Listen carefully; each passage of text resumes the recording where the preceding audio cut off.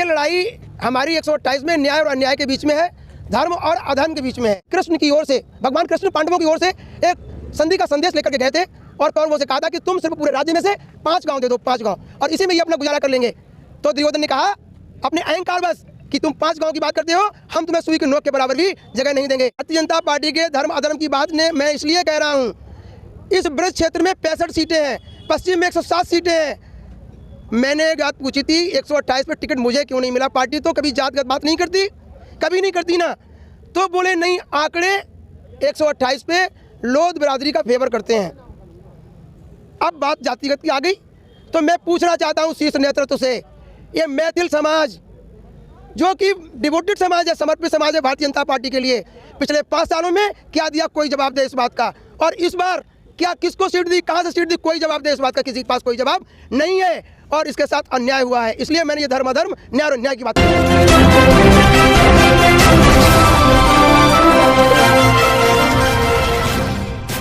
अंसारी और आप देख रहे हैं स्मार्ट न्यूज इंडिया। इस वक्त हम खड़े हुए हैं पीलीभीत शहर के कलेक्ट्रेट गेट पर, जहां पर नामांकन प्रक्रिया शुरू हो चुकी है।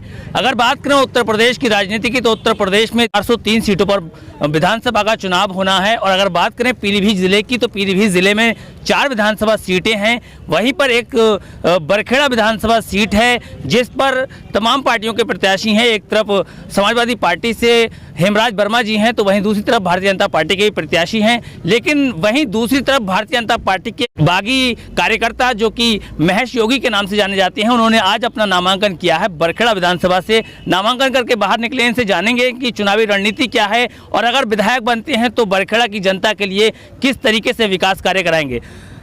महेश योगी जी, आपका स्मार्ट न्यूज इंडिया में बहुत बहुत स्वागत है। धन्यवाद जी। आप अभी नामांकन करके निकले हैं निर्दलीय प्रत्याशी के रूप में, तो किस तरीके का आप फील कर रहे हैं? देखिए, सबसे पहले तो मैं ये कहना चाहूँगा कि ये लड़ाई हमारी 128 में न्याय और अन्याय के बीच में है, धर्म और अधर्म के बीच में है। मैं एक एग्जाम्पल महाभारत का देना चाहता हूँ आपके चैनल के माध्यम से।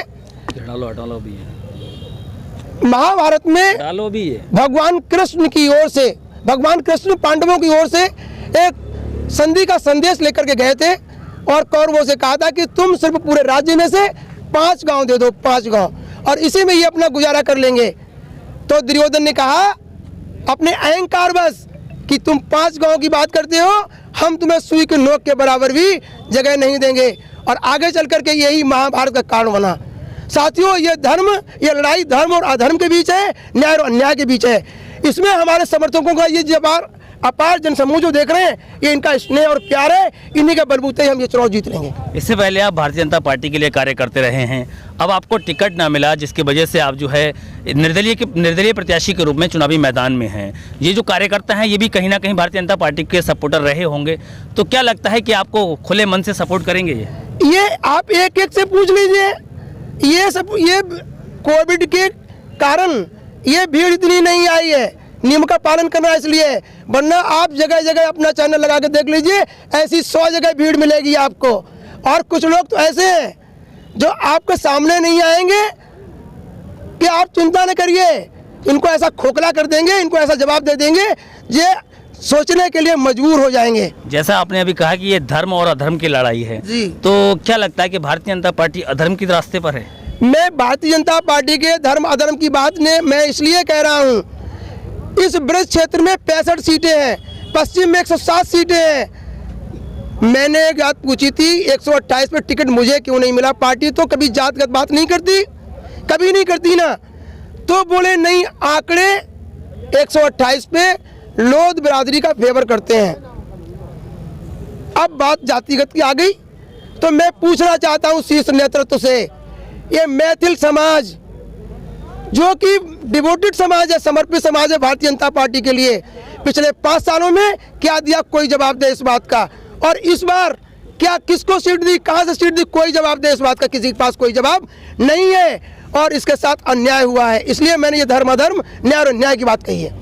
न्याय और अन्याय की बात कर रहे हैं। बरखेड़ा विधानसभा में लोधा बिरादरी, जिसे आप लोधी बिरादरी कहा, कि बहुत ज़्यादा हैं और इसी बेस पर जो है भारतीय जनता पार्टी ने अपना टिकट भी दिया है। लेकिन यहाँ बात करें, भारतीय जनता पार्टी सबका साथ सबका विकास की बात करती है, लेकिन आपका आरोप यह है कि धर्म के आधार पर या जाति के आधार पर टिकट वितरण का कार्यक्रम हुआ। हाँ बिल्कुल मेरा आरोप है, ये आरोप बिल्कुल है। अब कोई जवाब दे इस चीज़ से, नहीं तो मैं आपके चैनल के माध्यम से ये बात पहुँचाना चाहता हूँ।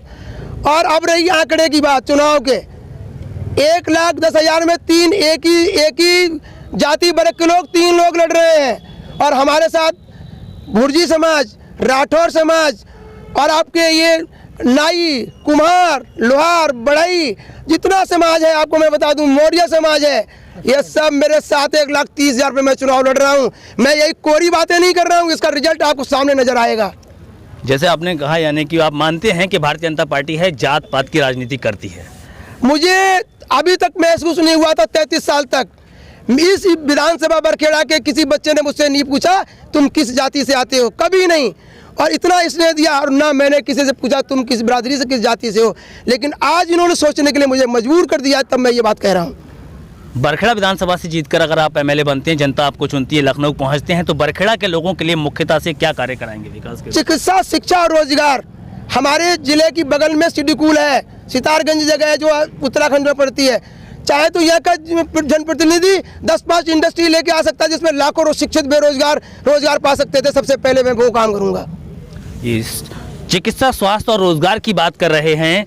बरखेड़ा विधानसभा से निर्दलीय के रूप में प्रत्याशी हैं, भारतीय जनता पार्टी से बागी कार्यकर्ता हैं। 2022 के विधानसभा चुनाव में 10 मार्च को जब काउंटिंग होगी तब रिजल्ट क्या होगा सबके सामने होगा। फिलहाल देखते रहिए smart news India. Cameraman Rafi Mansoori के साथ मैं अतीक अंसारी, पीलीभीत।